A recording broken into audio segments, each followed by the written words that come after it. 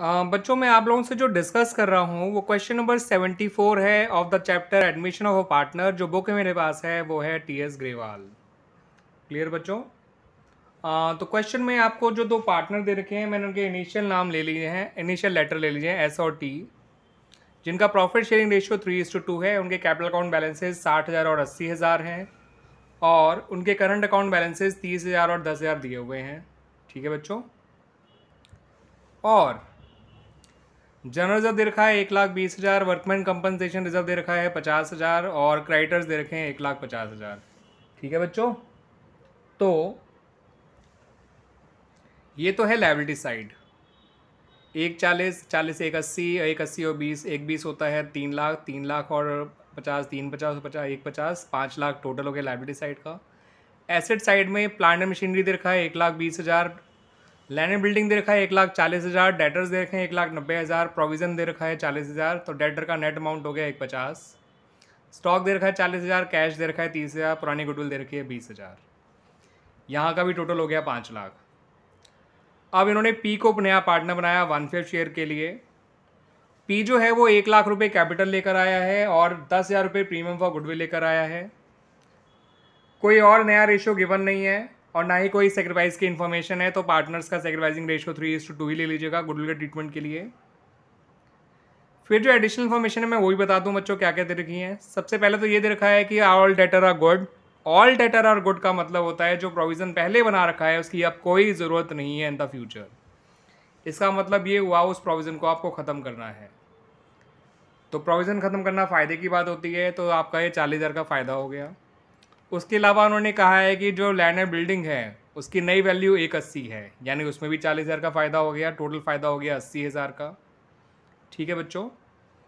Plant and machinery को 20,000 कम करना है, यानी 20 का नुकसान ही हो जाएगा। और अब वो नई बैलेंस शीट में 1,00,000 लिखा जाएगा, ये भी ध्यान रखिएगा। डेटर नई बैलेंस शीट में 1,90 लिखा जाएगा बिकॉज प्रोविज़न ख़त्म कर दिया, नया प्रोविज़न कोई है ही नहीं इसलिए। उसके अलावा वर्कमैन कंपनसेशन के अगेंस्ट जो क्लेम है वो 20,000 का ही है और वर्कमैन कंपनसेशन रिजर्व 50,000 था। तो इससे भी आपका रिवोल्यूशन पे कोई फ़र्क नहीं पड़ेगा। 50,000 में से 20,000 क्लेम में चला जाएगा और बचा हुआ वर्कमैन कंपनसेशन रिजर्व पार्टनर में बढ़ जाएगा। जनरल रिजर्व पूरा पार्टनर में बढ़ जाएगा, ध्यान रखिएगा बच्चों। और पुरानी गुडविल राइट ऑफ करना ही मत भूलिएगा बच्चों।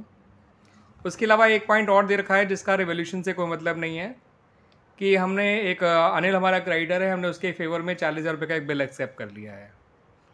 तो इस पॉइंट का भी उससे कोई कनेक्शन नहीं है। किससे भला बच्चों? आपके रिवोल्यूशन अकाउंट से। तो रिवोल्यूशन अकाउंट का संबंध आपका 3 पॉइंट से, एक तो प्रोविज़न कम करने वाले पॉइंट से, लैंड बिल्डिंग बढ़ाने वाले पॉइंट से और प्लांट मशीनरी कम करने वाले पॉइंट से। प्रोविज़न कम करा 40 का फ़ायदा हुआ, लैंड बिल्डिंग 40 बढ़ाई 40 का फ़ायदा हुआ, प्लांट मशीनरी 20 कम करी 20 का नुकसान हुआ। तो ओवरऑल आपको 60,000 का फ़ायदा हो रहा है, जिसको आप एस और टी के करंट अकाउंट में ट्रांसफ़र करेंगे बिकॉज कैपिटल अकाउंट फिक्स्ड है। तो 36 और 24,000 आ जाएगा। तो रिवोल्यूशन के आपकी 3 एंट्रीज बन जाएंगी, एक फ़ायदे की, एक नुकसान की और एक उस डिविजिबल फ़ायदे की या फ़ायदे को बांटने की। 3 एंट्री ऐसे बन गई। फिर एक एंट्री बनेगी कैपिटल प्रीमियम लाने की और एक एंट्री बनेगी प्रीमियम बांटने की, तो 2 एंट्री हो गई, यानी 5 एंट्री हो गई। ठीक है बच्चों?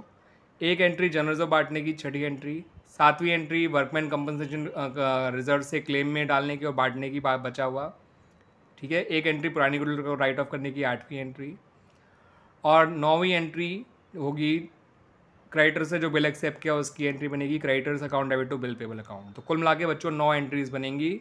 आपसे क्वेश्चन में सिर्फ जनरल एंट्रीज ही मांगी गई हैं। ठीक है बच्चों? तो जब आपसे केवल जनरल एंट्रीज ही मांगी गई हैं तो आपका क्वेश्चन एंट्रीज में ही खत्म हो जाएगा। ठीक है बच्चों? लेकिन हम चाहें तो इसकी बैलेंस शीट भी बनाकर दिखा सकते हैं, पार्टनर्स कैपिटल अकाउंट और रिवोल्यूशन अकाउंट भी बनाकर दिखा सकते हैं। ठीक है बच्चों? तो क्लियर हो गया भाई ये सब बातें। अब आइए बात करते हैं एंट्रीज़ की। ठीक है बच्चों?